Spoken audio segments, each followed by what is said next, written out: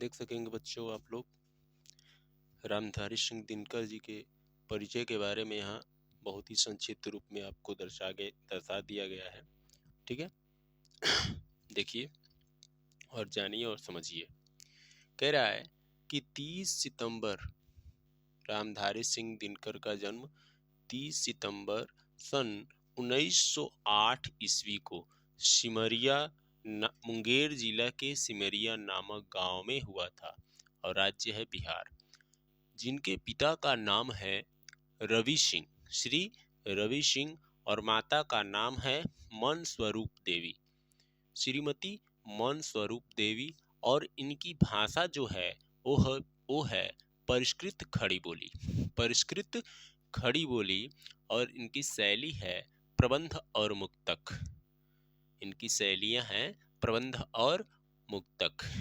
और इनकी प्रमुख रचनाओं के विषय में बताएं तो इनकी प्रमुख रचनाएं हैं उर्वशी है, उर्वशी के बाद आपका कुरुक्षेत्र है, कुरुक्षेत्र के बाद सामधेनी। ठीक है, यहाँ देखिए आपको ग्रीन कलर में दर्शा भी दिया गया है।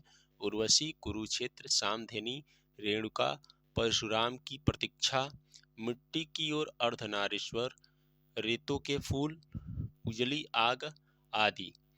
और इनका जो मृत्यु हुआ है 24 अप्रैल सन 1974 ईस्वी को का इनका देहावसान हो गया है। अब हम लोग इसका परिचय लिखेंगे विस्तृत तरीके से, तो वो कैसे लिखेंगे? आपको पेपर में ऐसे ही करके लिखना है। ऊपर जिनका परिचय है नाम लिख देंगे, रामधारी सिंह दिनकर, जिस भी कवि का होगा लिख दोगे। उसके बाद संक्षिप्त परिचय एक बॉक्स बना करके उसमें संक्षिप्त परिचय लगा करके वहाँ पे जन्म स्थान, पिता का नाम, माता का नाम। ठीक है, योग्यता भी लिख सकते हो, यहाँ हमने नहीं लिखा। योग्यता भी लिख सकते हैं कि इन्होंने बीए तक ही परीक्षा, बीए तक ही अध्ययन किया। और इसके बाद से इनकी प्रमुख रचनाओं का हमने यहाँ पर वर्णन कर दिया। फिर इनका जब मृत्यु हुआ उसके विषय में भी हमने यहाँ पर बता दिया बहुत ही संक्षिप्त रूप में। मेरी एक आप लोग से रिक्वेस्ट है, मैं बराबर लाइव चलाता हूँ, कमेंट बहुत कम देखता हूँ, तो मेरी यह एक रिक्वेस्ट है भाई, बुरा नहीं मानिएगा। किसी दूसरे व्यक्ति का कमेंट देखना फिर उस पर रिप्लाई करना कोई मतलब है नहीं। मैं किसी पर्सनल व्यक्ति को नहीं कह रहा हूँ और मैं कहना भी नहीं चाहता था, लेकिन हमने बोल दिया। आप मेरे अनुज हैं तो मैं ही अगर नहीं बोलूँगा तो कौन बोलेगा? ठीक है, और आप एक काम करिए भैया, मज़े से आइए और पढ़िए।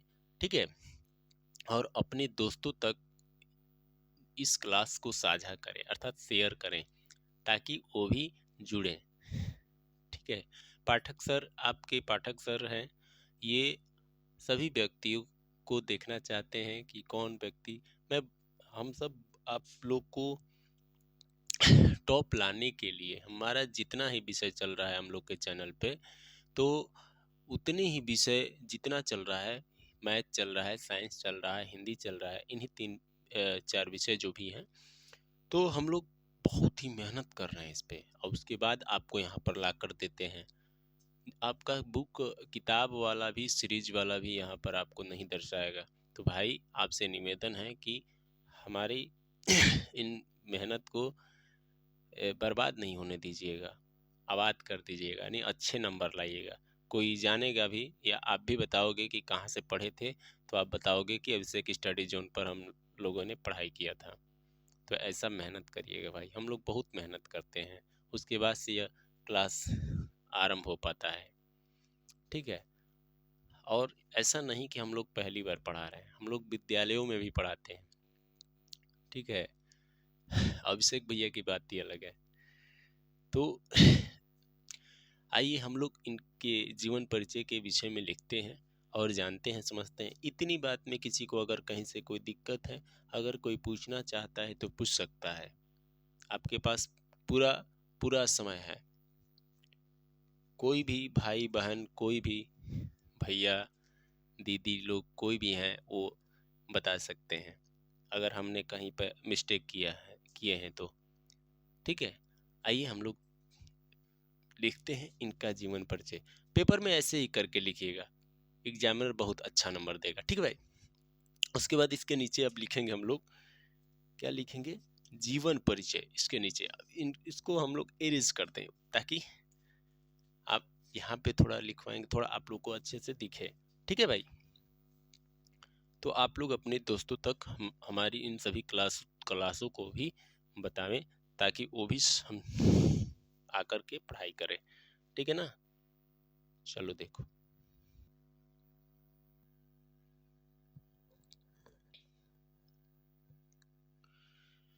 देखिए बच्चों, हम लोग इनके जीवन परिचय के बारे में जानेंगे। दिनकर जी के इनके जीवन परिचय के विषय में हमने यहाँ पर नोट किया है। ठीक है, बहुत ही संक्षिप्त रूप में इनकी रचनाओं के बारे में इसके बाद आगे बताएंगे। तब तक इनके पहले हम लोग जीवन परिचय के बारे में जाने। ठीक है, देखिए यहाँ पर कह रहे कि दिनकर जी का जन्म 30 सितंबर, कब, 30 सितंबर सन 1908 ईस्वी में बिहार राज्य के मुंगेर जिले, बिहार राज्य के मुंगेर जिला के सिमरिया नामक गांव में, कौन सा गांव, सिमरिया नामक गांव में एक साधारण कृषक परिवार में हुआ था। और इनके पिता का नाम रवि सिंह था। इनके पिता का नाम क्या है, रवि सिंह था। और इनके माता जी का नाम क्या है भाई, इनके माता जी का नाम है, यहाँ पर देखिए आप लोग, यहाँ पर इनकी माता का नाम है मनस्वरूप देवी। इनकी माता जी का जो नाम है वो है मनस्वरूप देवी। ठीक है, इतनी बात क्लियर है। अब देखिए इसके आगे कह रहे कि अल्प आयु में ही इनके पिता का क्या हो गया, देहांत हो गया। ठीक है, अल्प आयु में ही दिनकर जी के पिता जी का क्या हो गया, देहांत हो गया। इन्होंने पटना विश्वविद्यालय में, यहाँ देख सकते हैं आप लोग, यहाँ पर पटना विश्वविद्यालय से इन्होंने क्या किया कि बीए की परीक्षा उत्तीर्ण किया। देखिए यहाँ पर बीए की परीक्षा उत्तीर्ण की, और इच्छा होते हुए भी, और भी आगे इच्छा थी पढ़ने के लिए, लेकिन पारिवारिक ऐसी घटनाएं होने के कारण वो आगे की पढ़ाई न कर सके। फिर क्या किए, ये कह रहे कि पारिवारिक कारणों से आगे न पढ़ सके और नौकरी में लग गए। किस में लग गए, नौकरी में। ठीक है, अब देखिए आगे कह रहे कि कुछ दिनों के बाद माध्यमिक विद्यालय, कौन सा विद्यालय, माध्यमिक विद्यालय में मोकामा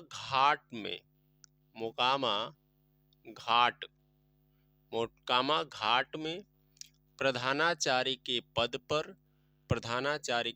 पर कार्य किए।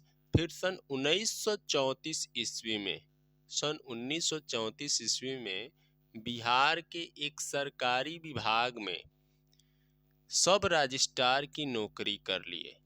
क्या कर लिए, सब रजिस्ट्रार की एक नौकरी ग्रहण कर लिए। ठीक है भाई, इतनी बात समझ में आ रही है।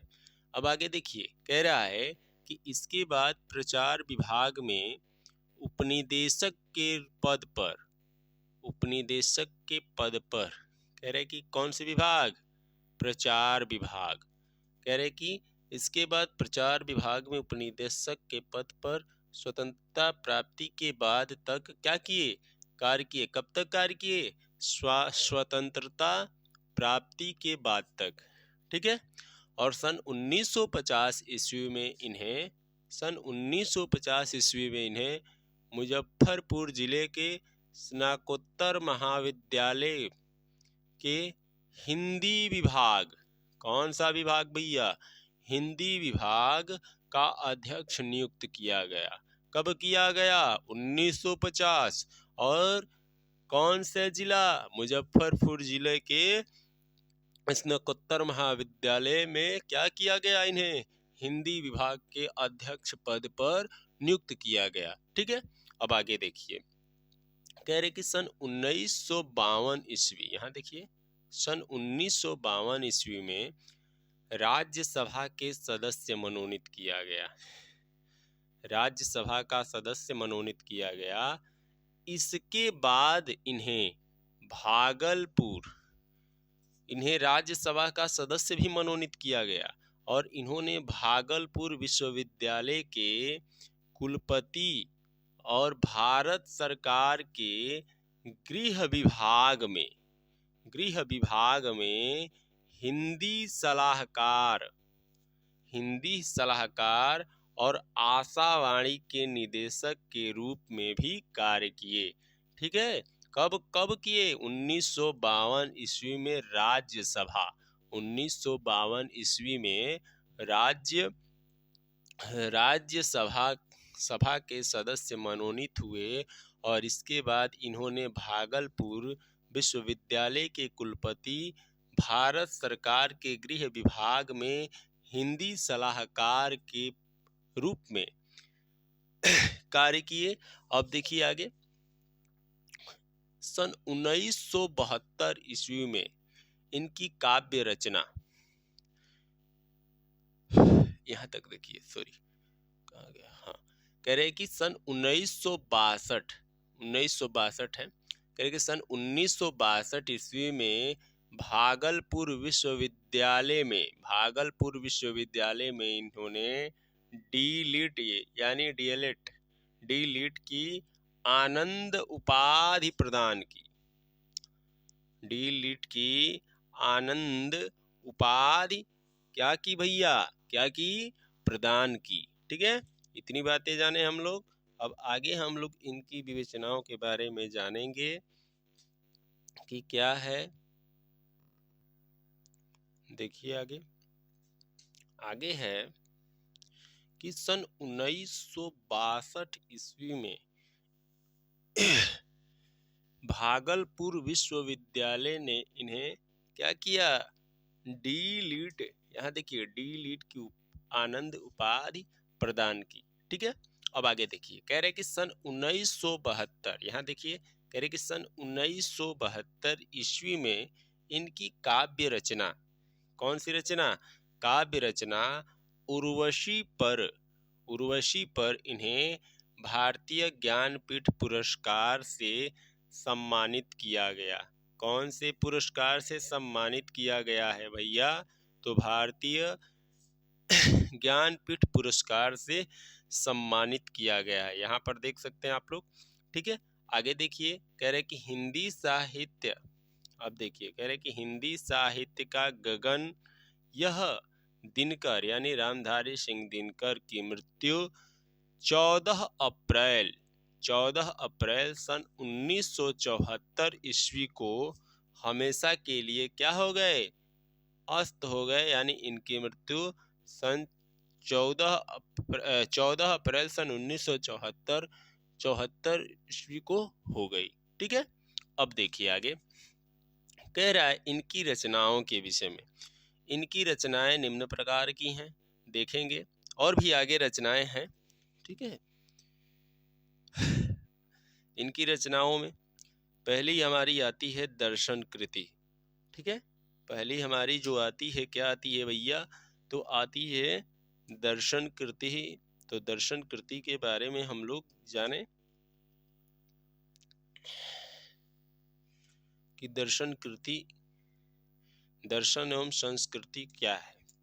पहली इनकी कृति है जो यहाँ पर देखिए, दर्शन एवं संस्कृति, और इसमें क्या बताया गया? इसमें बताया गया भारतीय संस्कृति की एकता।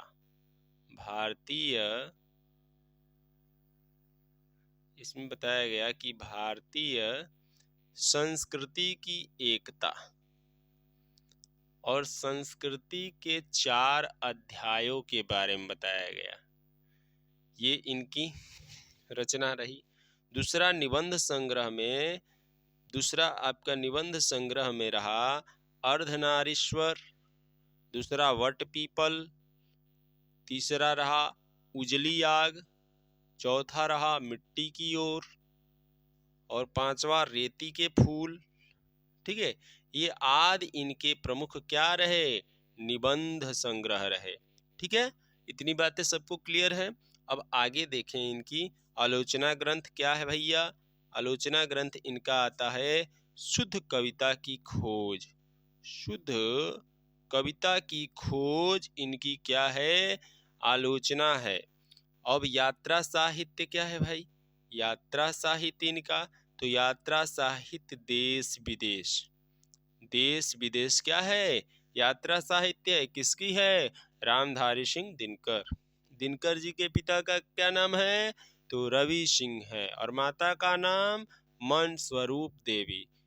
दिनकर जी का जन्म कब हुआ, तो 30 सितंबर सन 1908 ईस्वी को। मृत्यु कब हुआ, 24 अप्रैल सन 1974 ईस्वी को। ठीक है, क्लियर। अब देखिए बाल साहित्य इनकी रचना है भैया, बाल साहित्य। तो बाल साहित्य में क्या है, तो मिर्च का मज्जा है, सूरज का ब्याह, ठीक है, आदि इनकी ये रचना है।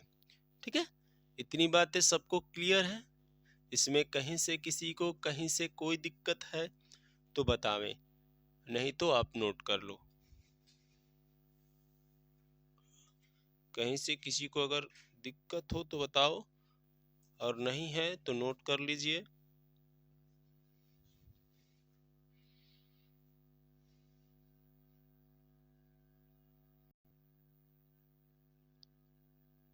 देखिए बच्चों, आगे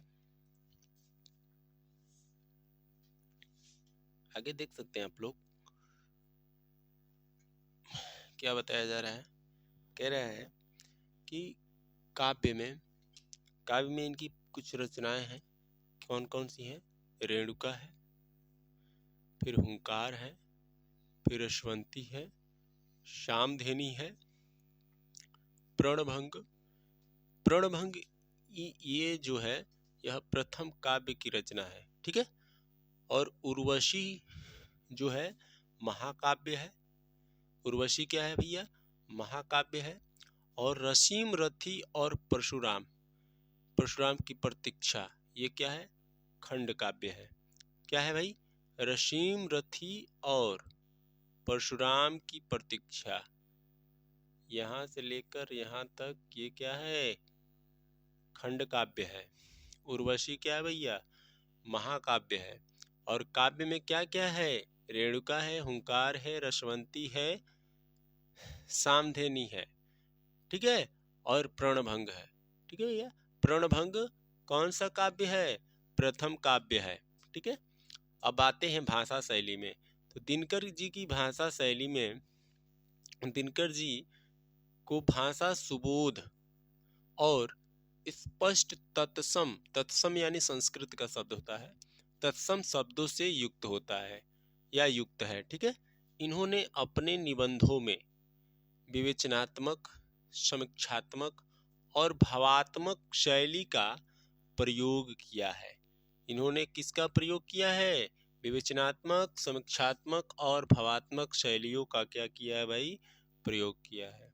तो अभी तक हम लोग बहुत ही अच्छे से संपूर्ण तरीके से हम लोग रामधारी सिंह दिनकर जी के परिचय के बारे में हम लोग जान गए, उनकी रचनाओं के बारे में जान गए, उनके निबंधों के बारे में जान गए, उनके भाषा शैलियों के बारे में जान गए, उनके महाकाव्यों के बारे में, खंड काव्य के बारे में जान गए और समझ गए बहुत ही अच्छी तरीके से और बहुत ही अच्छे लेवल पे।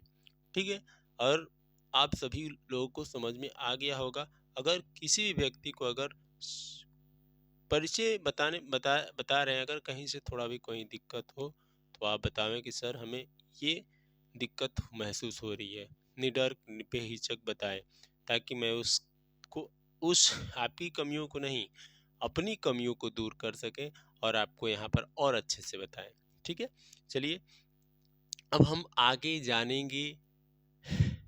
ये जो हमारी इश्या तू न गई मेरे मन से, यह अध्याय रामधारी सिंह दिनकर का है, और पेपर में इससे हमको लगता है कि सबसे ज्यादा बार प्रश्न पूछता है। तो इसके गद्यांश के लगभग 3 या 4 हम लोग गद्यांश का प्रश्न करेंगे, ताकि पेपर में लड़े। ऐसा प्रश्न नहीं करेंगे कि पेपर में आवे ही नहीं, ठीक है। और आप लोग को जो भी चीज़ बताया जा रहा है उसको पढ़ो, अगर कहीं से एक्स्ट्रा मिल रहा है तो उसको भी ले लो, ठीक है। हम लोग को बोर्ड में अच्छा स्कोर करना है, ठीक है। अगर आप लोग स्कोर अच्छा करोगे तो हमारा नाम होगा, पाठक सर का नाम होगा। किसने हिंदी पढ़ाया था? तो पाठक सर पढ़ाए थे, ठीक है।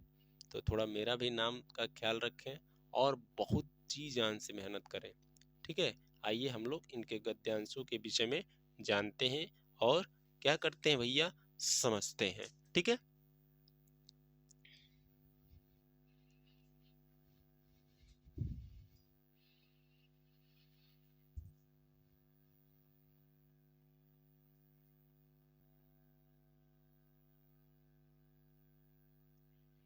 हेलो बच्चों, सब दिखाई दे रहा है? थोड़ी सी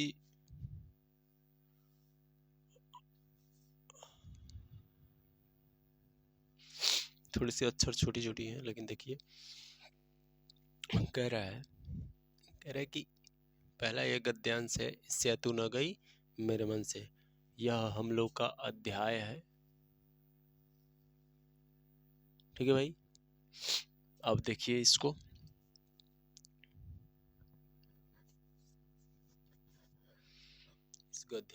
इस गद्यांश को हम लोग पढ़ते हैं।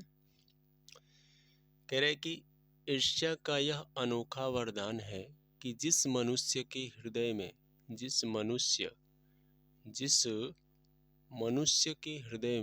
ठीक है, जिस मनुष्य के हृदय में ईर्ष्या घर बना लेती है, कोई भी मनुष्य है उसके मन में, उसके हृदय में ईर्ष्या यानी नफरत, ठीक है, घर बना लेती है, ठीक है।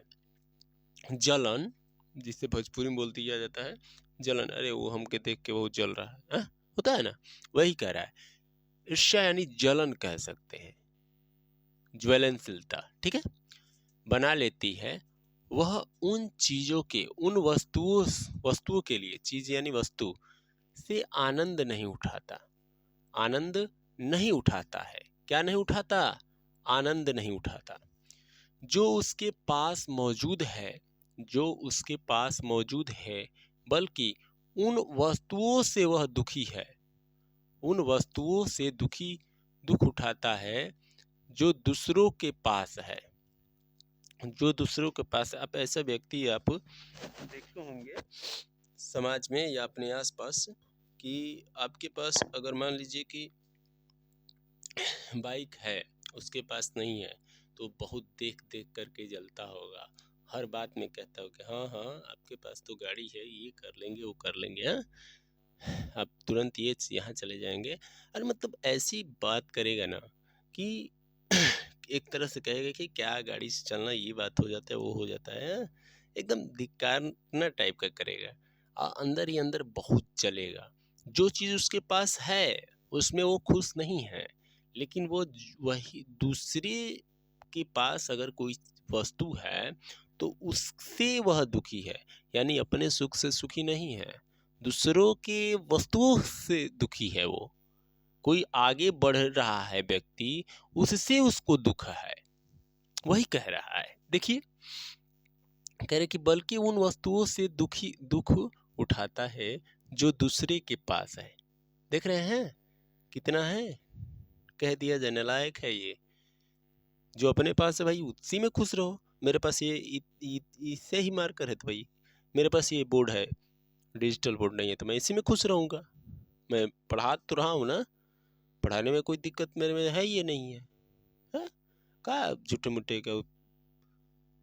जो मेरे पास है उसी में खुश रहना चाहिए। जिस भी व्यक्ति की बात है, कोई भी ऐसा व्यक्ति है अगर उसके पास 2 ही रुपए है तो उसी में खुश रहना चाहिए। दूसरे का चोरी करने का प्रयास नहीं करना चाहिए कि उसके पास इतना पैसा, अरे भैया उसके पास इतना पैसा है, मेरे पास है ये नहीं है, तो क्या लिए चिंता करना है। होगा, मेरा भी समय आएगा। अभी हम लोग का चैनल धीरे धीरे करके चल रहा है, रेंग रहा है, अभी आगे और अच्छे से चलेगा, विकास होगा, थोड़ा समय लगेगा। सफलता समय मांगती है दोस्त, आप लोग के लिए भी और हम लोग के लिए भी। ठीक है, चलिए देखिए, तो हमें उसी में खुश रहना है जो हमारे पास है, दूसरी चिंता क्या करना है। वही कह रहा है कि वह व्यक्ति अपनी तुलना दूसरों के साथ करता रहता है। हाँ, ऐसे अक्सर लोग होते हैं, मैं भी था पहले, लेकिन मैं भी इस अध्याय को पढ़ करके, या घर पे जो लोग कहते हैं कि जो तुम्हारे पास है उसी में खुश रहा करो ना, दूसरों की बात क्या लेना है, दूसरे का दाज लेकर क्या करोगे। अब रावण बलशाली था तो मैं उसकी बात करूँ, अरे वो तो उतना बलशाली था, मैं क्या नहीं हो जा रहा हूँ। हाँ, तो भाई क्या लिए, जो हमारे पास है, मेरे पास भगवान 2 हाथ 2 पैर 2 आँख तो 1 नाक दो कान दिए हैं, उसी में खुश रहो। क्या लिए जो तीसरे 3 कान है, जिसके पास उसके लिए परेशान, अरे भाई उसके पास 3 कान है, अरे वो बड़ा तेज है पढ़ने में, अरे नहीं है, हम नहीं है पढ़ने में, थोड़ा कम ही है, लेकिन है तो जो है वही में खुश रहे, दूसरे का लिए झंझट पालना है। मैं तो सोचता ही नहीं हूँ, अगर पड़ोसी मान लो विधायक हो जाएगा, घर वाले अरे भाई तू क्या कर रहा है, अरे करूँगा ना, नहीं करूँगा नहीं करूँगा भाई, जो है मेरे में खूबी वही मैं करूँगा, मैं टीचिंग लाइन पे हूँ। अब कोई दूसरा काम कर, हर प्रकार के अलग अलग प्रकार के काम करने वाले लोग हैं, तो भाई तू जो बढ़ रहा है बढ़ने दो, भगवान करे और आगे जाए, देख करके जलना क्या है, दुखी क्या होना है। वही कह रहा है कि वह व्यक्ति अपनी तुलना दूसरों के साथ करता है, वह व्यक्ति क्या करता है, अपनी तुलना बार बार दूसरों के साथ करता है। ठीक है, और इस तुलना में अपने पक्ष के सभी अभाव, कमी, अभाव माने कमी भैया, उसके पास जो चीज नहीं है उससे वह दुखी है। कह रहे कि उसके हृदय पर दंश मार रहा है, दंश मार मतलब सांप डस रहा है भाई, एकदम अंदर ही अंदर इतना पीड़ा हो रही है, इतना पीड़ा हो रही है उसे कि उसका बस चलता तो उसे मार करके वो सामान ले लेता, उस वस्तु को हासिल कर लेता। देखिए आसपास में गांव में ना, अगर आप थोड़ा अच्छे पैसे वाले हैं भी ना, तभी बगल वाले लोग परेशान होंगे। पैसा नहीं है, अगर आप समझदार हैं ना, तब भी परेशान रहेंगे। तो भाई लोगों का क्या लेना है, लोग कुछ भी करें, हमको देखना है कि हम क्या कर सकते हैं। ठीक है भाई, देखो आगे बहुत ही, ये हम लोग का चैप्टर ना हम लोग का जीवन ही बता देता है भाई, कि हमको जीवन में क्या कैसे रहना चाहिए, दूसरों के धन पे दूसरे के धन पे, दूसरे की वस्तुओं पे ध्यान नहीं देना चाहिए। अगर रास्ते में अगर आपको मान लो 1 करोड़ रुपए मिल जाए तो क्या करोगे, है जल्दी जल्दी लेकर के भागो भागो भागो घर पे चुराओ, अरे नहीं भाई, उसका ले जा करके जिस व्यक्ति का हो, अगर वो ना मिले तो थाने में ले जा करके, अरे सर ये, वहाँ ईमानदारी दिखाना चाहिए। हो सकता है वह व्यक्ति किसी के इलाज के लिए पैसे ले जा रहा हो, कोई कार्य के लिए ले जा रहा हो, या कोई गलत बस पैसा ही हो, तो हैंड ओवर कर देंगे हम लोग थाने में, तो वो अपना समझ लेंगे भाई। हाँ, ये नहीं कह रहे भैया 1 करोड़ है, अरे बाप रे बाप, ले चलो घर में रखो, तो फिर दिक्कत हो जाएगी ना। अब देखो भैया, ये कह रहे कि दंश के इस दाह को भोगना अच्छी बात नहीं है। हाँ, ये सही कह रहा है, दंश यानी इस कष्ट को, दाह को भोगना अच्छी बात नहीं है, इस दुख को झेलना अच्छी बात नहीं है। क्या कह रहा है, मगर ईर्ष्यालु व्यक्ति करे भी तो क्या करे। हाँ, ये चीज़ है। अगर आप देखिए, अगर आप पढ़ना स्टार्ट कर रहे हैं ना, या पढ़ने के लिए आप अपने घर पे मम्मी पापा से मोबाइल लेने के लिए जिद कर रहे हैं, या मम्मी पापा दिलवा रहे हैं, तो बगल वाला पड़ोसी पर क्या लिए दिलवाएंगे, आपका लड़का पढ़ेगा नहीं, केवल ये देखेगा वो देखेगा, इधर उधर करेगा। ठीक है, मतलब उसको ये है कि आप ना लो, उस वस्तु को आप ना लो, उसके अंदर यह वेदना उत्पन्न, अगर ले लिए गलती से दिलवा दिए, एकदम सांस फूलेगा, अरे भाई तेरे मम्मी पापा तो ये हैं वो है, ऐसे कर दिए वैसे कर दिए, मेरे मम्मी पापा तो ऐसे हैं, अपने आप को कोसेगा और खूब दुखित होगा, अरे मेरे जीवन में क्या हो रहा है, मेरा कब भविष्य बदलेगा, कब मेरा क्या होगा। अरे भाई इतना अपने सर पे इतना तगड़मबाइस लेकर बैठा रहेगा ना, अरे भैया उस चीज को हटाओ ना यार, तुम्हारे पास जो है उसी में खुश रहो। हाँ, क्या बताएं, ऐसे ऐसे लोग मिल जाते हैं, ऐसे ऐसे मिल जाते हैं कह रहे हैं कि अच्छी बात नहीं है, मगर इस चालू व्यक्ति करे भी तो क्या करे, आदत से लाचार होकर, आदत से वह लाचार हो जाता है और उसकी यह वेदना, यह पीड़ा, वेदना मतलब पीड़ा होती है, पीड़ा भोगना पड़ता है, यह दुख झेलना पड़ता है। बड़ी अच्छा गद्यांश है और ये हमें बहुत कुछ सिखाता भी है। ठीक है, ये रामधारी सिंह दिनकर जी का बहुत ही अच्छा यह अध्याय है। हमने तो बहुत बार पढ़ा, आप लोग भी पढ़े होंगे, लेकिन भैया मज़ा आ जाता है। आपके आसपास के दोस्त भी हैं, अगर आप अच्छे हैं पढ़ने में तो पढ़ते, अरे ये तो इसका तो सर जी बे ऐसे ही चेक कर देते होंगे। अरे भाई ऐसे कैसे चेक कर देते होंगे, पढ़ा है तभी ना। अगर मान लो हमारे पास कापी आती है चेक करने के लिए, तो आपका चेहरा देखकर तो चेक नहीं करेंगे, आप जैसा लिखे होंगे उसके हिसाब से ही नंबर मिलता है। लेकिन बच्चों के अंदर यह फील होता है, अरे अरे अरे सर, अरे अरे उसको बड़ी मानते हैं, उसका नंबर ऐसे ही दे देते हैं। ठीक है, तो क्या कहा जाए, ऐसे ऐसे प्रवृत्ति के लोग होते हैं। देखिए इस ये गद्यांश हमारा रहा। अब इसकी दो रेखांकित व्याख्या करेंगे हम लोग। ऐसे पेपर में देता है ना, तो आप लोग क्या करिएगा ना कि दो व्याख्या करिएगा, जहाँ से लाइन होगा वहाँ वहाँ से, जैसे यहाँ ऊपर वाली लाइन है तो इसकी व्याख्या करिएगा, उसके बाद इसकी भी व्याख्या उसी में अलग करके 1 नंबर 2 नंबर करके लिख दीजिएगा, ताकि एग्जामिनर को समझ में आए। ठीक है, ऐसे ये ऐसे आता नहीं है, ऐसे पूरा लिख देंगे तो बहुत अच्छा रहेगा। अगर और एग्जामिनर को एक क्या बोलते हैं, इम्प्रेस करना चाहते हैं तो ऐसे करके लिख सकते हैं। चलिए आइए देखते हैं इसका संदर्भ। देखिए थोड़ा इसका संदर्भ थोड़ा कैजुअली है, थोड़ा अलग है।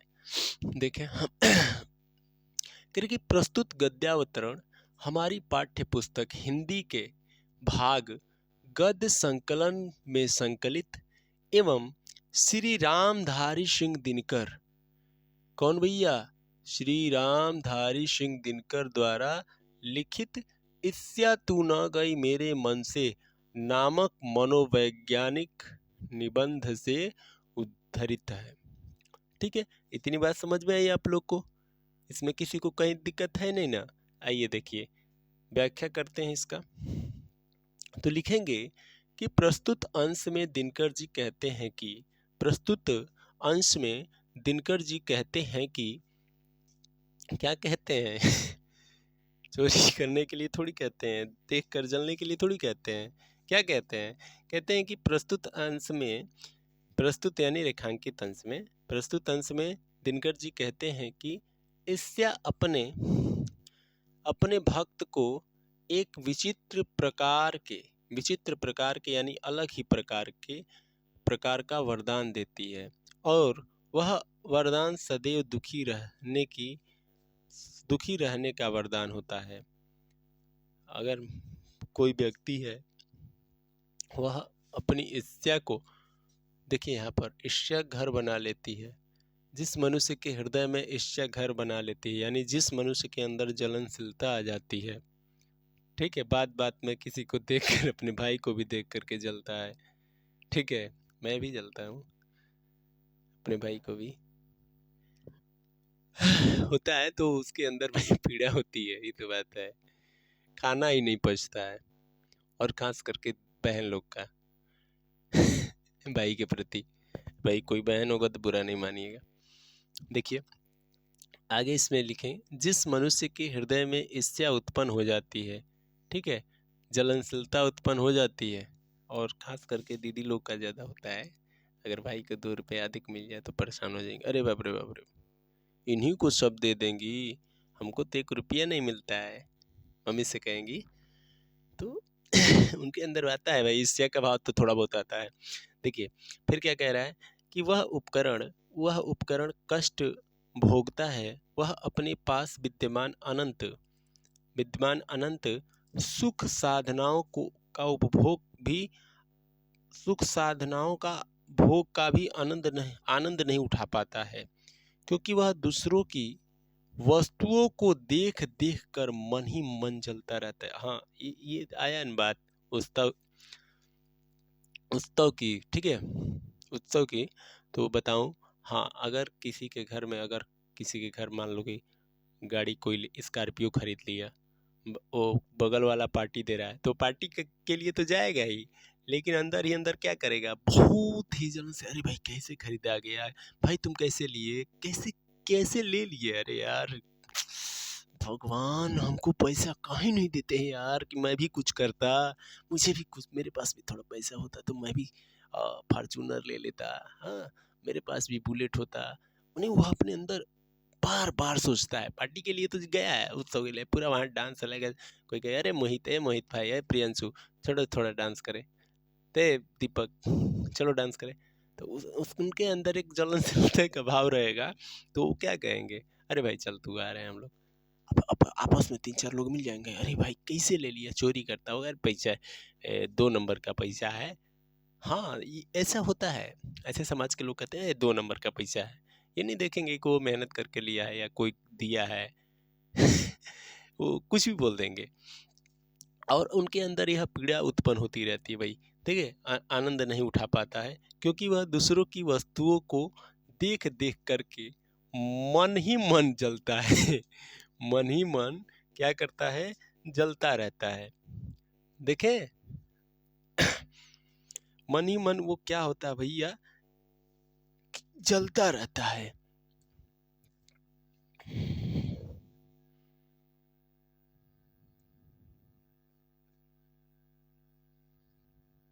मन ही मन क्या होता है, जलता रहता है। अब देखिए अगला हम लोग रेखांकित अंश की व्याख्या करें, नीचे दिया हुआ है, देखिए यहाँ पर तो देख सकते हैं आप लोग, यहाँ पर देखिए कह रहा है, दिख रहे हैं ना भाई, देखिए हमने यहाँ पर दर्शाया, ये पंक्ति देखिए क्या कह रहा है, कह रहे कि दंश के इस दाह को भोगना अच्छी बात नहीं है, मगर ईर्ष्यालु व्यक्ति करे भी तो क्या करे, ठीक है, आदत से लाचार होकर उसे यह वेदना भोगनी ही पड़ती है, यह वेदना झेलनी ही पड़ती है भाई, ठीक है। अब देखो यहाँ पर क्या कह रहा है कह रहे कि लेखक कहता है कि जब ईर्ष्यालु मनुष्य देखता है कोई भी वस्तु को अन्य किसी के पास भी वो क्या करता है,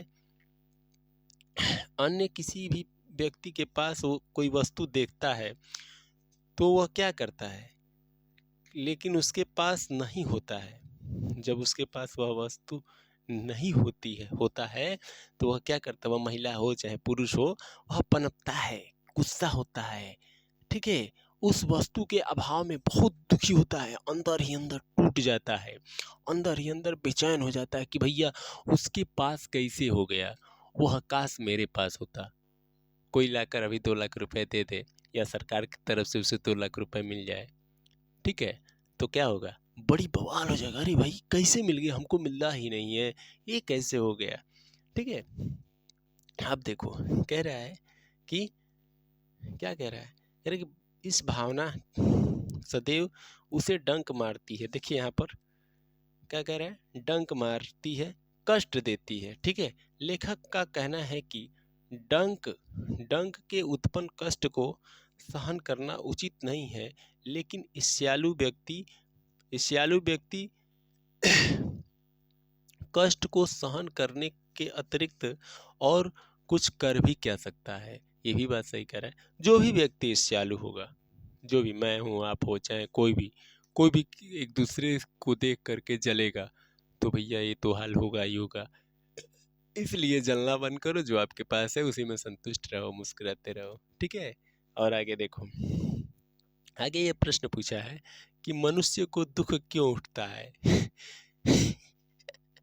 अभी बताया वही बात, कह रहे कि मनुष्य को दुख क्यों उठता है, तो देखिए कह रहे कि जो वस्तुएं दूसरे के पास होती है, यही बात ये भी कह रहा है कि जो वस्तुएं दूसरे के पास होती है उन वस्तुओं से वह मनुष्य को दुख होता है, जो वस्तु एक दूसरे व्यक्ति के पास हो तो उसके पास ना हो तो वाकई सही में बहुत दुख होता है, ठीक है, होता है ना।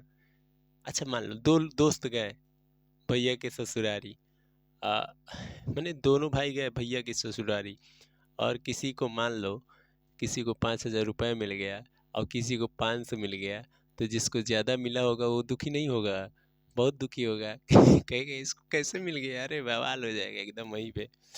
फिर आएगा सोचेगा, अगर वो अच्छा भाई होगा तो कहेगा अच्छा भाई तुम भी ले ले, अगर नहीं होगा तो नहीं। फिर तो भैया बवाल नहीं बवाल है।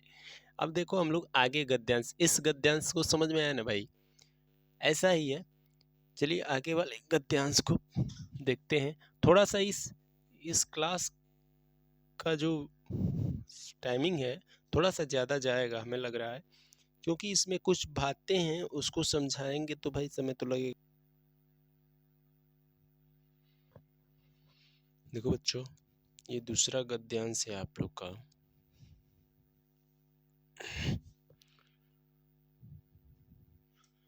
कहने के लिए छोटा है पर बात कुछ बड़ा ही कहा है। आइए देखते हैं। कह रहा है कि ईस्या की बड़ी बेटी का नाम निंदा है। देखिए, ईस्या की बड़ी बेटी का नाम क्या है, निंदा है। जो व्यक्ति ईर्ष्यालु होता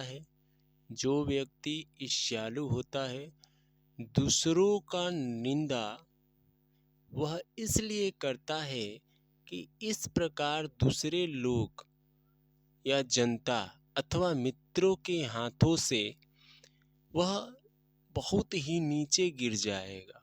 ठीक है, बहुत ही नीचे क्या होगा, गिर जाएगा, और जो स्थान पर वह है वह स्थान रिक्त हो जाएगा और उस पर मैं अनायास बैठा दिया जाऊंगा। यही बात कह रहा है। हाँ, तो ऐसे कार्य हमारे समाज में बहुत से लोग करते हैं।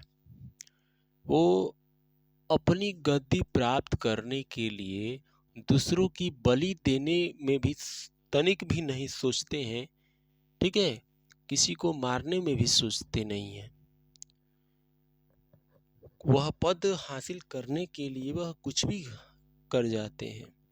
जैसे अभी कुछ समय के बाद हमारे गांव में प्रधानी की चुनाव होगी, पंचायत विभाग का। तो उसमें क्या होगा कि जान लगा देंगे, लड़ाइयाँ कर लेंगे, मार झगड़ा कर लेंगे उस पद को प्राप्त करने के लिए। ठीक है भैया, वही बात है। कह रहा है कि और समाज में ऐसे भी लोग हैं जो आपकी बुराई करेंगे। अगर आप किसी पद पे हो तो आपकी बुराई करेंगे आपको हटाने के लिए, ताकि वो हट जाएं और फिर उसके बाद से मैं उस व्यक्ति के स्थान पर किसी दूसरे को बैठा सकूं, बुला सकूं। ऐसे ही होता है, चाहे वह स्कूल हो, शहर हो, गांव हो, देश हो, प्रदेश हो, हर एक स्थान पर ऐसे ही होता है। ठीक है, और समाज में बड़ी ही दुरंगतियाँ फैली हुई हैं। मैं आपसे एक बात कहना चाहता हूँ। एक मेरी पंक्ति है, कह रहे कि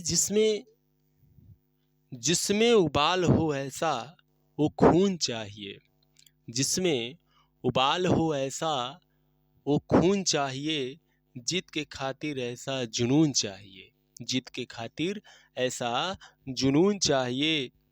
ये आसमान भी आएगा जमी पे, ये आसमान भी आएगा जमी पे, अर्थात क्या, आपका नंबर भी आएगा बहुत अच्छा। वही कह रहा है कि ये आसमान भी आएगा जमी पे, बस इरादों में ऐसी गूंज होनी चाहिए, बस इरादों में ऐसी गूंज होनी चाहिए। दिन रात एक कर दो पढ़ाई करने के लिए भाई, और अच्छा स्कोर लाओ। देखो इसमें अब इसकी व्याख्या करते हैं। ठीक है, क्या कुछ ज़्यादा दिया है नहीं, समझिए। मैं यहाँ पे दर्शाया हूँ। दिनकर जी कहते हैं कि जैसे ही हमारे में मन में ईर्ष्या उत्पन्न होती है या ईर्ष्या की भावना जन्म लेती है, ईर्ष्या की भावना क्या होती है, जन्म लेती है, वैसे ही निंदा की भावना भी उत्पन्न होती है, वैसे ही निंदा की भावना भी होती है। अगर किसी व्यक्ति की हम हम उससे देखकर जल रहे हैं तो हम उसकी बुराई भी करेंगे किसी अन्य व्यक्ति के से कि अरे वो व्यक्ति अच्छा नहीं है, रमेश बहुत अच्छा नहीं है, ये बहुत ऐसे करता है वैसे करता है, मतलब उसकी बुराइयां करेंगे, निंदा करेंगे। निंदा अर्थात बुराई। और कह रहे कि इसलिए निंदा को ईर्ष्या की बड़ी बेटी कहा गया है अथवा पहली संतान कहा गया है। ठीक है, जो व्यक्ति किसी के प्रति ईर्ष्यालु होता है, ठीक है, जो व्यक्ति किसी के प्रति ईर्ष्यालु होता है वह अत्यंत बढ़ा चढ़ा कर उसकी बुराई करने का प्रयास करता है भैया। ठीक है, कह रहे कि उसकी बढ़ा चढ़ा कर क्या करता है, बुराई करने में उसे आनंद का अनुभव होता है, बहुत खुश होता है, उसे लगता है कि मैं बहुत ही अच्छा कह रहा हूँ, अब मेरे जैसा अच्छा इस दुनिया में कोई है ही नहीं है प्राणी। ठीक है, अब देखिए आगे, अब वो कह रहा है कि वह चाहता है कि अन्य लोग भी उस व्यक्ति की बुराई करें। वह यह चाहता है कि वह अन्य लोग भी उसकी बुराई करें और इससे वह बार बार प्रसन्न हो रहा है और उसकी बातें जैसे जैसे सुनते हैं लोग वैसे वैसे, ठीक है, जैसे जैसे उसकी बुराई करते हैं वैसे वैसे वो लोग को क्या होता है, प्रसन्न होता है। जैसे उस व्यक्ति की बुराई करता है और लोग सुनते हैं तो वह बहुत ही प्रसन्न होता है और वह सोचता है कि वो लोग भी उस व्यक्ति की क्या करें, बुराई करें। ठीक है, अब देखो आगे, अब आगे कह रहा है कि उसके निंदा करने का उद्देश्य यह होता है कि वह व्यक्ति दूसरे लोगों की दृष्टि से यानी नज़रों से गिर जाए, दूसरे लोगों की नज़रों से क्या हो जाए, गिर जाए। कह रहे ये तो बहुत अच्छा कह रहा है, इससे खराब व्यक्ति कोई है ये नहीं है, इससे बेकार नालायक कोई है ये नहीं है। ठीक है, उसकी नज़रों से गिर जाए। जब वह व्यक्ति जिसकी वह निंदा कर रहा है अपने मित्रों अथवा समाज के लोगों की नज़रों में गिर जाएगा, ठीक है, तो उसके द्वारा किए गए रिक्त पद क्या हो जाएगा, खाली हो जाएगा और उस उच्च स्थान पर उसे बिना परिश्रम के ही बैठा दिया जाएगा या अधिकार मिल जाएगा। बिना परिश्रम का, बिना मेहनत का ही उसे क्या, उसकी से अधिकार मिल जाएगा बैठने के लिए। ठीक है, अब मान लीजिए कोई ना कोई व्यक्ति तो बैठाना ही पड़ेगा, अब वो समझेंगे कि यही समझदार है। ठीक है, वो उसकी सब बुराइयों को बता रहा है हमें।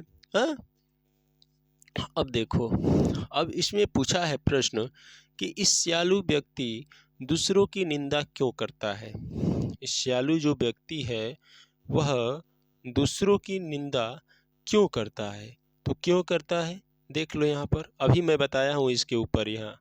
ठीक है, तो व्यक्ति दूसरों की निंदा यह सोचकर करता है कि जब वह निंदित होगा यानी उसकी बुराई की जाएगी तब व्यक्ति समाज के नज़रों में गिर जाएगा और उसके बाद उस स्थान पर स्वयं विराजमान हो जाएगा। ठीक है, स्वयं क्या हो जाएगा, विराजमान हो जाएगा। अब देखो कह रहा है कि निबंध किसका नाम है, सॉरी निंदा किसका नाम है, तो निंदा इसमें किसका नाम है, ईर्ष्या की बड़ी बेटी का। ईर्ष्या की बड़ी बेटी का नाम क्या है, निंदा है। ठीक है, अब देखो आगे पूछा है कि ईर्ष्यालु और निंदक व्यक्ति का क्या संबंध है। ईर्ष्यालु और निंदक व्यक्ति का क्या संबंध है, तो नीचे देखिए दिया है कि ईर्ष्यालु और निंदक व्यक्ति का घनिष्ठ संबंध है। कैसे, तो जो व्यक्ति किसी से जितनी अधिक ईर्ष्या करता है, जलन करता है, उसकी उतनी ही क्या होती है, उस व्यक्ति की निंदा करता है, बुराई करता है, जिससे भी वह जलेगा, जिसको भी वह देख करके जलेगा, ईर्ष्या करेगा और तो उसकी बुराई करने का भी मन करेगा और उसकी बुराई करेगा, निश्चित ही उसकी बुराई करेगा। ठीक है, तो हम लोग इस गद्यांश को समझे। इसमें अगर किसी को कहीं से कोई पूछना है तो पूछ लो भैया, कहीं से कुछ भी पूछना हो तो पूछ लो।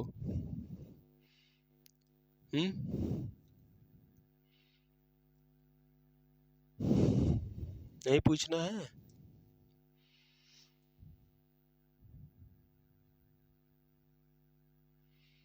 एक पंक्ति है कि पानी में तस्वीर कहाँ बनती है। सुनो मेरे भाई, कहता है कि पानी में तस्वीर कहाँ बनती है, ख्वाबों में तकदीर कहाँ बनती है। पानी में तस्वीर कहाँ बनती है, ख्वाबों में तकदीर कहाँ बनती है। कोई भी रिश्ता हो, ठीक है मेरे भाई, कोई भी रिश्ता हो जिंदगी में सच्चे दिल से निभाओ। कोई भी रिश्ता हो जिंदगी में सच्चे दिल से निभाओ, क्योंकि ये जिंदगी वापस किसे मिलती है, यह ज़िंदगी वापस किसे मिलती है। तो भाई ये भी बात समझें और अपने आसपास भाई बंधु और दोस्तों से मित्रवत संबंध रखें और किसी का बुरा चाहने का प्रयास ना करें। मस्त रहें, मुस्कुराते रहें। आइए अब अगले गद्यांश के विषय में हम लोग जानें और पढ़ें। इतनी बातें क्लियर है सबको? किसी का इसमें कहीं से कोई दिक्कत है तो बताएं।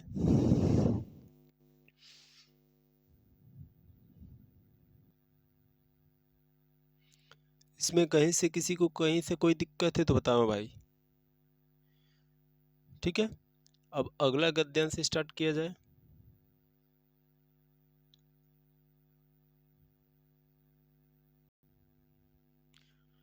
एक बार आप पुनः देख सकते हो यहाँ पर, एक बार और पुनः समझा दे आप लोग को, ताकि अच्छे से उस बात का समझ में आ जाए। देखो यहाँ पर, यहाँ से कह रहे कि उसके निंदा करने का उद्देश्य यह होता है कि वह व्यक्ति दूसरे लोगों की क्या करे, नज़रों से गिर जाए। ठीक है, जब वह व्यक्ति जिसकी वह निंदा कर रहा है अपने मित्रों अथवा समाज के लोगों की नज़रों से गिर जाएगा तो उसका जो पद खाली रहेगा वह हमें प्राप्त हो जाएगा। यही तो कहना चाहता है।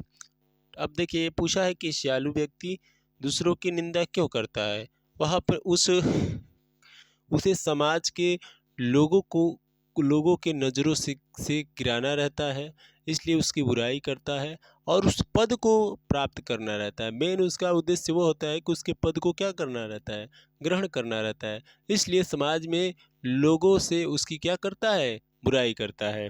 अब देखो आगे कह रहे कि निंदा किसका नाम है, तो ईर्ष्या की बड़ी बेटी का नाम निंदा है। ठीक है, अब आगे देखो कह रहे हैं कि ईर्ष्यालु और निंदक व्यक्ति का क्या संबंध है।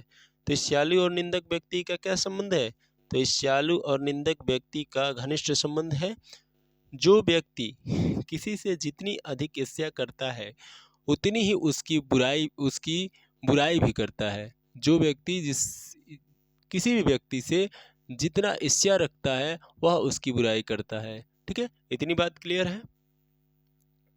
इतनी बात सबको क्लियर है?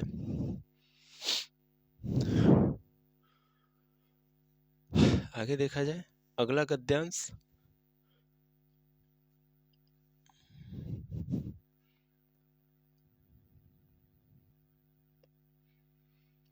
देखिए बच्चों आगे ये आपका तीसरी पंक्ति गद्यांश है।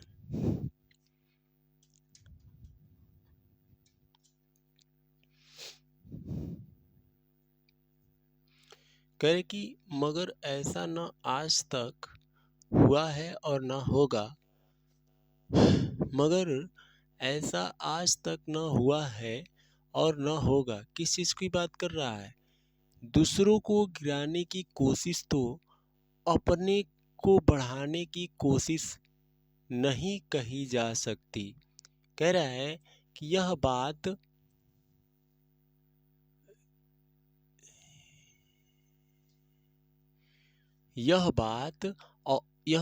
और है कि संसार में कोई भी मनुष्य निंदा से नहीं गिरता।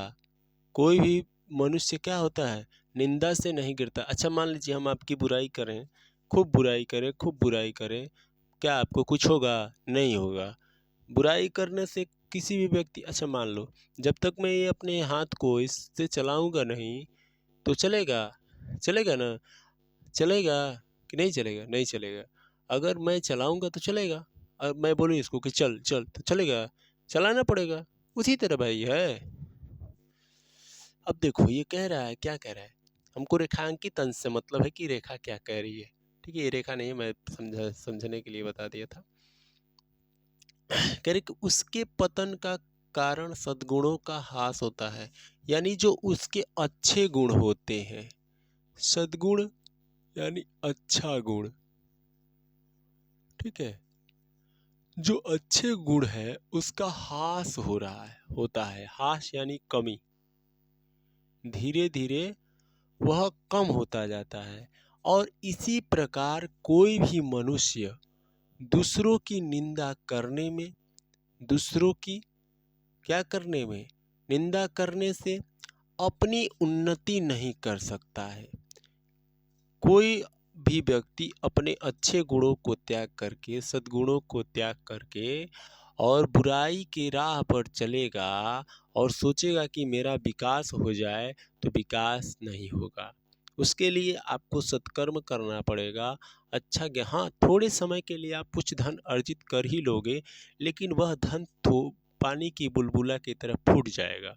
तो इससे धन का कोई लाभ, ऐसा धन आपके पास होना चाहिए कि जो सत्य रूपी हो, ठीक है, और उस धन को देखकर किसी का, क्या सरकार भी उस पे कोई टैक्स ना लगाए, ऐसा अच्छा धन होना चाहिए भाई। मतलब सही तरीके से आना चाहिए वो धन। कह रहा है कि उन्नति तो उसकी तभी होगी जब वह अपने चरित्र को क्या करेगा, साफ करेगा, स्वच्छ करेगा, ठीक है, बनाएगा, तथा अपने गुणों का क्या करेगा, विकास करेगा। ठीक है। अब देखो प्रस्तुत गद्यांश जो था वही रहेगा। व्याख्या देखिए। व्याख्या कह रहा है कि लेखक का कथन है कि जो व्यक्ति ऊंचा उठना चाहता है, कोई भी व्यक्ति हो, अगर वह ऊंचा उठना चाहता है तो वह अपने अच्छे कार्यों से क्या हो सकता है, ऊंचा उठ सकता है। और दूसरों की निंदा आदि करके अभी कोई भी ऊपर उठ नहीं सकता। दूसरे की बुराई आप कितनी भी कर लें, आपके अंदर लाख बुराई है तो आप कुछ नहीं कर पाओगे। आप अपनी बुराइयों को, दुर्गतियों को दूर करने का प्रयास करें और तब जाके आप कुछ अच्छा फल प्राप्त कर सकते हैं। ठीक है। अब देखो क्या कह रहा है, कह रहा है कि यदि किसी व्यक्ति का पतन हो जाए, नष्ट हो जाए, ठीक है, क्या हो जाए, नष्ट हो जाए, समाप्त हो जाए, पतन होता है यानी नष्ट होता है, तो किसी निंदा से नहीं, किसी की बुराई करने से नहीं होता है उसका नष्ट। उसका नष्ट क्या होता है, कह रहे अपितु यानी बल्कि उसके अच्छे गुणों का क्या हो जाता है भाई, नष्ट हो जाने के कारण, अच्छे गुणों के नष्ट हो जाने के कारण, इसलिए उसकी उन्नति के लिए आवश्यक है कि मनुष्य निंदा करना क्या करे, छोड़ दे। मनुष्य किसी की बुराई करना छोड़ दे तो वह अपनी उन्नति को प्राप्त कर सकता है। वह अपने मंजिल को प्राप्त कर सकता है। आप दूसरे की लगातार आप बुराई कर रहे हो तो आप अपनी मंजिल को प्राप्त नहीं कर पाओगे, चाहे आप लाख कोशिश कर लो। आप किसी की बुराई किए बिना आप अपने कार्य को करें तो आप अपने कार्य में सदा ही अच्छे स्कोर कर पाओगे, अच्छे फल प्राप्त कर पाओगे। कह रहे कि अपने चरित्र को स्वच्छ बनाएं, साफ सुथरा, और अपने अंदर मानवीय गुणों का विकास करें। क्या करें, मानवीय गुणों का विकास करें। अब आगे देखो, कह रहे कि मनुष्य के पतन का क्या कारण है। मनुष्य के पतन का क्या कारण है? तो देखिए भैया, पतन का क्या कारण है? मनुष्य के पतन के कारण क्या है भैया? सद्गुणों का ह्रास होना, यानी जो अच्छे विचार है, अच्छे गुण हैं, उनकी धीरे धीरे क्या हो जाए? कमी हो जाना। फिर कह रहे हैं कि मनुष्य की उन्नति कैसे हो सकती है? तो अभी हमने बताया कि मनुष्य की उन्नति तभी हो सकती है जब वह अन्य दूसरे मनुष्यों की क्या करे? निंदा करना छोड़ दे और अपने सद्गुणों का, ठीक है, अपने सद्गुणों का क्या करे? विकास करे, तभी उसकी भलाई हो सकेगी, ठीक है, अन्यथा नहीं होगी। फिर आगे प्रश्न कहा है, पूछा है कि ऐसी कौन सी बात है जो न तो आज तक हुई है और न ही होगी, ठीक है। वह कौन सी बात है जो आज तक हुई है, देख सकते हैं आप लोग।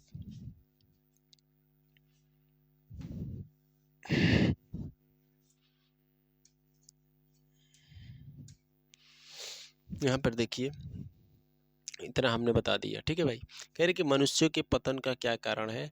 सद्गुणों का ह्रास होना, यानी सद्गुण यानी जो अच्छे विचार है, अच्छे गुण हैं, उसके ह्रास यानी कमी आ जाना। मैंने बताया ह्रास का यहाँ पर, ठीक है, कमी आना, ठीक है भाई। अब देखो ये कह रहा है कि मनुष्य की उन्नति कैसे हो सकती है? तो मनुष्य की उन्नति तभी हो सकती है जब वह अन्य दूसरे की बुराई करना क्या करे? छोड़ दे, ठीक है, तभी उसका उन्नति हो सकता है और अपने सद्गुणों का क्या करे? विकास करे।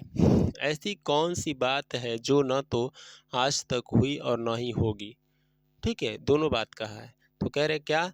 दूसरों को नीचा दिखाकर अपने ऊंचा बनने की बात न तो आज तक हुई है और न ही होगी, ठीक है। आप किसी दूसरे का बुरा करेंगे, बुरा चाहेंगे, तो आपके साथ बुरा थोड़ी होगा? बताइए, आप किसी का अगर बुरा चाह रहे हो तो आपका भला नहीं हो सकता है मेरे भाई, मेरे गुड्डा। इसीलिए कहा जाता है कि बुराई पे अच्छाई की जीत होती है। तो बुरा कार्य नहीं करना चाहिए, चाहे वह कैसा भी कार्य हो, चाहे हमें कितना भी वह कार्य हमें आनंद देता हो, ठीक है। तो ऐसा कार्य नहीं करना चाहिए कि जिससे आपकी जगहसाई हो, ठीक है। बात आई ना समझ में मेरे भाई? किसी को कहीं से दिक्कत है कोई तो बताओ। इतनी बातें आप लोग को क्लियर है। अब हमें लग रहा है, थोड़ी जान में जान मुझे आ रही है कि अब लग रहा है कि आप लोग को समझ में आ जाएगा। तो अब हम लोग आगे वाली गद्यांश को पढ़ेंगे और समझेंगे कि उसकी क्या विशेषता है, ठीक है।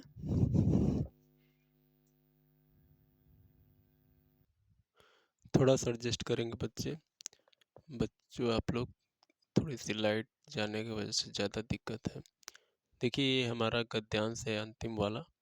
कह रहे कि चिंता के लोग, देखिए यहाँ पर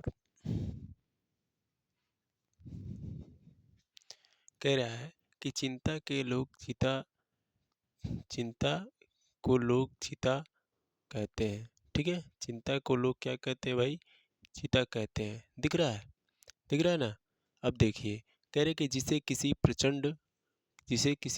प्रचंड ने पकड़ लिया है, ठीक है, जिसे किसी प्रचंड ने क्या कर लिया है?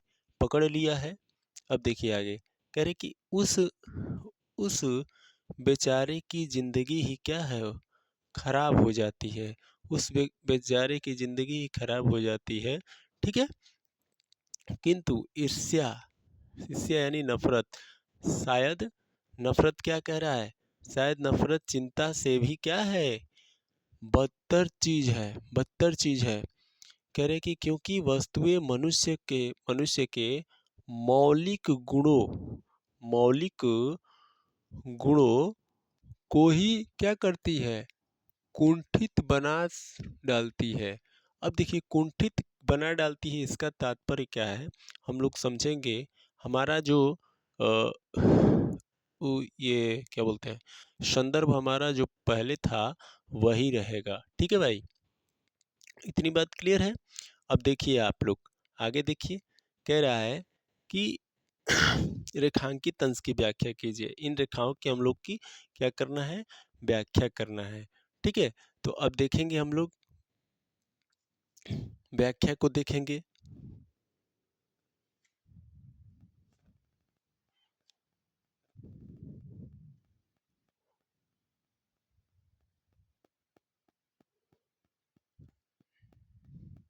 दिख रहा है, ये कह रहा है, लेखक कहता है कि लोग लोग चिंता चिता को चिंता को चिता क्यों कहते हैं। तो लेखक कहता है कि लोग चिंता को चिता के समान जलाने वाली कहते हैं। चिंता तो मृत देह को जलाती है, परंतु चिंता जो होती है पूरे आदमी के जीवन को बर्बाद कर देती है। पूरे जीव हंसता व्यक्ति को भी क्या कर देती है, पूरा खराब कर देती है। कह रहे कि जीवित व्यक्ति को भी को जला देती है। चिंतित मनुष्य का जीवन अत्यधिक क्या हो जाता है, कष्टप्रद हो जाता है। ठीक है, अब देखिए कह रहे कि अवश्य हो जाता है। ठीक है भाई, अब फिर कह रहा है किंतु ईर्ष्या उससे भी अधिक हानिकारक है। ईर्ष्या क्या है, उससे भी अधिक हानिकारक है। ठीक है, अब ये देखिए आगे कह रहे हैं कि वह दया प्रेम उदारता जैसे मानवीय गुणों के बिना मनुष्य का जीवन क्या हो जाता है, व्यर्थ हो जाता है। मनुष्य का जीवन कैसा हो जाता है भैया, व्यर्थ हो जाता है। अब देखिए आपसे यहाँ पर प्रश्न पूछ रहा है किसी किसी को दिक्कत नहीं ना हो रहा है बाबू, थोड़ा सा लाइट जाने की वजह से थोड़ा सा ये दिक्कत है। अब देखिए कह रहा है कि चिंता को लोग चिता क्यों कहते हैं। तो क्यों कहते हैं, आइए जानते हैं। कह रहा है कि चिंता को लोग चिता इसलिए कहते हैं क्योंकि चिंता भी व्यक्ति को क्या करता है, चिता के समान। कह रहा है कि चिंता भी व्यक्ति को क्या करता है भैया, चिता के समान समान ही जला डालता है। पूरे शरीर को ही क्या कर देता है, नष्ट कर देता है मेरे भाई। इतनी बातें आप लोग को क्लियर है, समझ में आ रही है ना।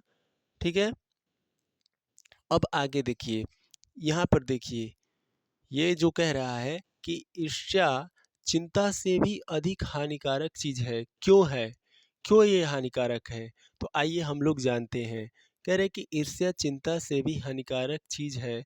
ईर्ष्या व्यक्ति के ईर्ष्या क्या करता है, व्यक्ति के सद्गुणों का नाश कर देता है। यानी जो अच्छा गुण है उसके अंदर, जो उसके मस्तिष्क में अच्छे विचार हैं जिससे उसका कल्याण हो सकेगा, वही नष्ट कर देता है। और जिस व्यक्ति की बुद्धि ही नष्ट हो जाए वह व्यक्ति पागल सा हो जाएगा और उसका जीना सही नहीं है। कह रहे कि सद्गुण ही नष्ट हो जाता है तो उसे जीने का कोई लाभ नहीं है।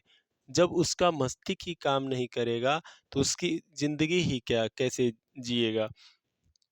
अब देखिए आगे, आगे क्या कह रहा है कि ईर्ष्यालु, कह रहा है भाई कि ईर्ष्यालु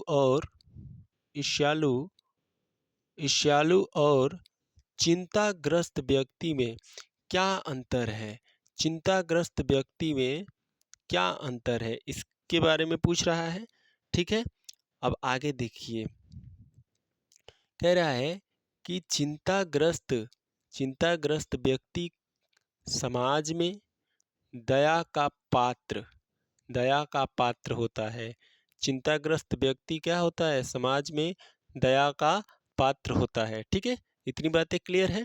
अब देखिए क्या कह रहा है, क्योंकि वह समाज क्या होता है, अहित नहीं करता है। समाज कभी भी किसी का भला नहीं करेगा तो बुरा नहीं चाहेगा। ठीक है भाई, अब देखिए कि परंतु ईर्ष्यालु आदमी यानी ईर्ष्यालु व्यक्ति कह रहा है यहाँ पर, जहाँ भी जाता है वह नष्ट करने का, उस वातावरण को दूषित करने का काम करता है, दूषित करने का प्रयास करता है। थोड़ी सी लाइट के न होने से थोड़ा सा दिक्कत हुआ है।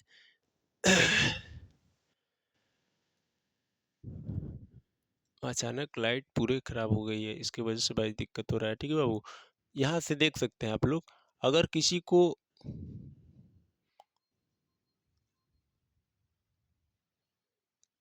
ठीक है,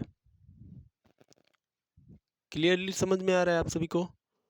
नोट कर लीजिएगा, ये आपकी व्याख्या रही और उसके नीचे ये आपका प्रश्नों के उत्तर हैं।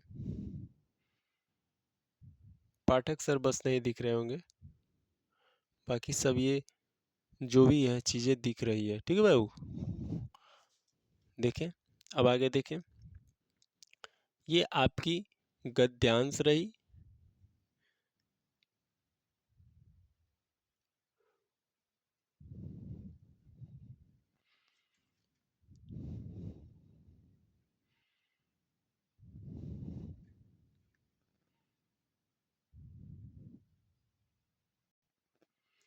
हेलो बच्चों,